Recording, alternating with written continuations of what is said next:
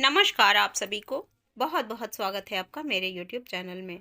साथियों, composite school grant की धनराशि आप सभी के अकाउंट में आ चुकी है और जैसा कि इस बार PFMS सिस्टम से इस अकाउंट को ऑपरेट करना है, तो यह धनराशि जो है वो लिमिट के फॉर्म में हमारे जीरो बैलेंस अकाउंट में आया हुआ है और इसको हम सिर्फ लिमिट के रूप में ही चेक कर सकते हैं। इसकी कोई पासबुक भी नहीं है और इस सारे सिस्टम से आप सब अवगत हैं। आज के वीडियो में हम ये जानेंगे कि जो हमारे पास धनराशि आई है उससे हम क्या क्या सामग्रियां खरीद सकते हैं। आइए देखें कि क्या क्या सुझावात्मक सूची है जो हमारे समक्ष है। 25,000 व 50,000 के अंतर्गत क्रय किए जाने वाली सामग्री का विवरण निम्नलिखित है। सबसे पहले है स्वच्छता अभियान। स्वच्छता अभियान के अंतर्गत आपको आपकी जितनी भी विद्यालय की धनराशि प्राप्त हुई है उसका 10% स्वच्छता पर खर्च करना आवश्यक है। साथियों, स्वच्छता सामग्री में आप हाथ धोने का साबुन विद्यालय में छात्र नामांकन के आधार पर आप आवश्यकता अनुसार ले सकते हैं। फिनाइल 10 लीटर या 20 लीटर, चूना 10 केजी, बाल्टी 2, मग 2, कूड़ादान 4, toilet brush 2, toilet cleaner 10 litre या 20 लीटर और नेल कटर 4 से 8। यह आप अपने विद्यालय की छात्र संख्या के अनुसार ले सकते हैं।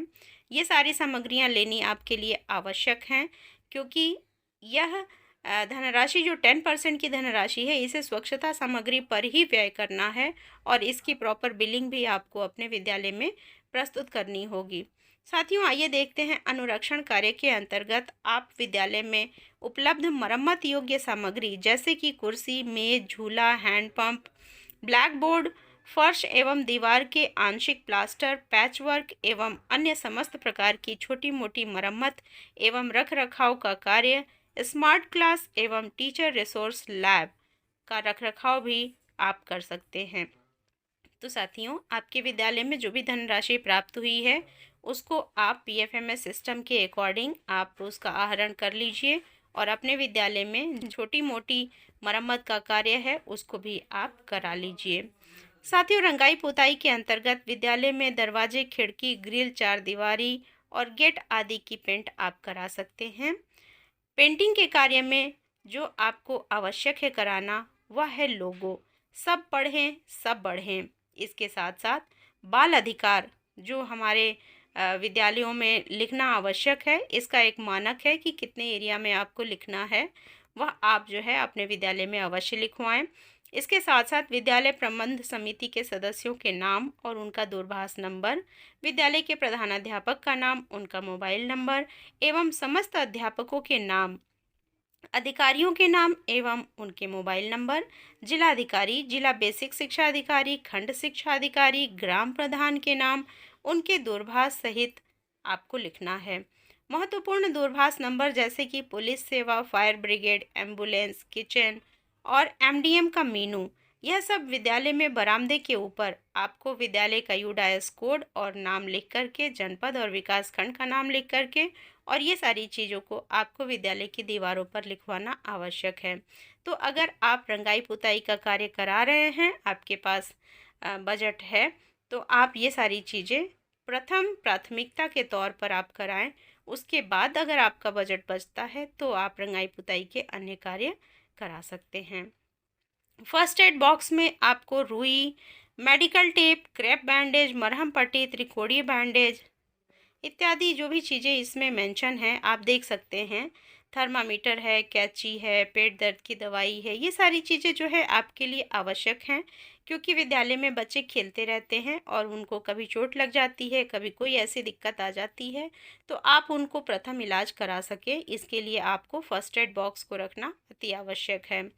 आप फर्स्ट एड बॉक्स के अंदर जो सामग्रियां रखें उनकी एक्सपायरी डेट भी चेक कर लिया करें। अग्निशमन यंत्र के अंतर्गत आप रिफिलिंग करा सकते हैं और इसके अलावा 2 बाल्टियां बालू भर करके आप रखने के लिए विद्यालय में अवश्य रखें, जिससे कि आवश्यकता पड़ने पर आग से बचने के लिए इसका इस्तेमाल किया जा सके। आपको बाकी जो सामग्री विद्यालय की आवश्यक सामग्री होती है वह है स्टेशनरी, जिसके अंतर्गत आपको सारे रजिस्टर्स और TLM इत्यादि बनाने के लिए जो भी सामग्री की आवश्यकता है वो सब आप ले सकते हैं।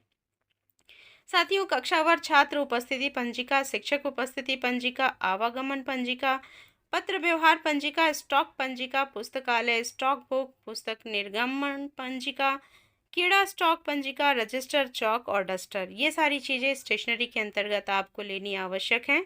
इसके अलावा अगर आपके विद्यालय में स्टेशनरी की कोई अन्य आवश्यकता की वस्तु की ज़रूरत है तो उसे भी आप एसएमसी के अनुमोदन उपरांत आप खरीद सकते हैं।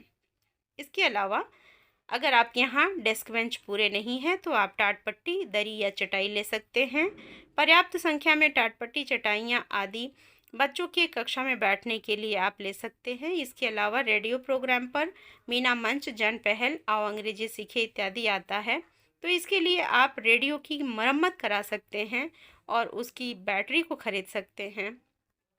आपके विद्यालय में अगर इंटरनेट से संबंधित कंप्यूटर इत्यादि लगे हुए हैं तो आप इंटरनेट के बिल पर भी खर्च कर सकते हैं, उसका प्रीपेड बिल रिचार्ज भी आप लगा सकते हैं। विद्युत उपकरण का आप क्रय या फिर मरम्मत का कार्य कर सकते हैं। स्विच, प्लग, तार, एलईडी बल्ब, पंखे की मरम्मत इत्यादि आप करा सकते हैं। सांस्कृतिक कार्यक्रम हेतु आप माइक, एम्पलीफायर, ढोलक, मजीरा, ढपली, बांसुरी और स्टॉप वॉच ले सकते हैं और इससे जो है आप बच्चों को सांस्कृतिक कार्यक्रम इत्यादि करा सकते हैं। सामान्य सामग्रियां कुछ हैं जो कि आप विद्यालय में आवश्यकता के अनुसार ले सकते हैं, जैसे कि आप बुलेटिन बोर्ड ले लीजिए, कुर्सी, मेज, घड़ा, लोटा, गिलास, शीशा, घंटा, मुंगरी, तौलिया, एयर पंप, दीवार घड़ी, महापुरुषों की स्वतंत्रता सेनानियों की फ़ोटो फ्रेम में फ़ोटो, ये सारी चीज़ें आप विद्यालय में ले सकते हैं। बागवानी की सामग्री भी आपको मेंशन है, इसमें आप खुरपी, फावड़ा, कुदाल, हंसिया, कतरनी, हजारा, टोटी और प्लास्टिक की पाइप आधा इंच की चौड़ाई का आप ले सकते हैं। शिक्षक सहायक सामग्री में आप ग्लोब मानचित्र, जो कि विश्व का, भारत का और उत्तर प्रदेश का, इसके साथ साथ विज्ञान, भूगोल और इतिहास के अन्य ज्ञानवर्धक चार्ट भी आप ले सकते हैं। दिव्यांग छात्रों के लिए आप टीएलएम ले लीजिए।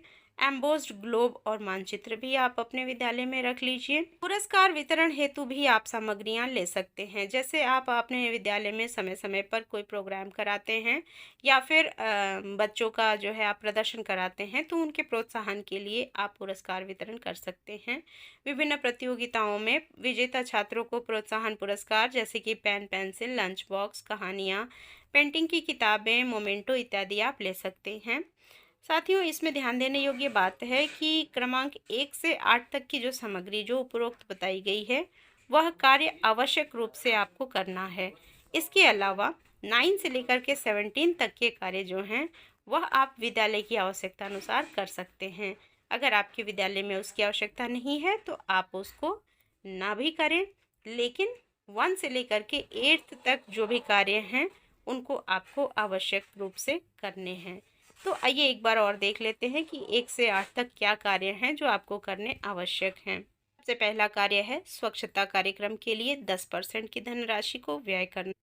मरम्मत का कार्य जिसको आपको कराना आवश्यक है। दरवाजे, खिड़की इत्यादि की मरम्मत का कार्य भी आप कराएंगे, पेंटिंग का कार्य कराएंगे और इसके साथ साथ आप जो है फर्स्ट एड बॉक्स की खरीदारी भी करेंगे। अग्निशमक यंत्र भी आप अपने विद्यालय में रखेंगे। स्टेशनरी के साथ साथ टाट पट्टी, दरी और चटाई की व्यवस्था करना आपको प्राथमिकता के तौर पर करना है। इसके अलावा बाकी जो कार्य हैं वह आप अपनी आवश्यकता अनुसार कर सकते हैं। तो साथियों, शिक्षकों के सहयोग के लिए इस चैनल के माध्यम से अनेक वीडियोज़ प्रेषित की जाती हैं। अगर आपको किसी भी प्रकार से शिक्षण सामग्रियों के लिए, शिक्षण योजनाओं के लिए आपको कोई आवश्यकता है तो आप चैनल से अवश्य जुड़ें। अगर आप पहली बार चैनल पर हैं तो चैनल को सब्सक्राइब कर लें, वीडियोज़ को लाइक व शेयर करें। Thank you. मिलते हैं अगले वीडियो में कुछ नई जानकारियों के साथ।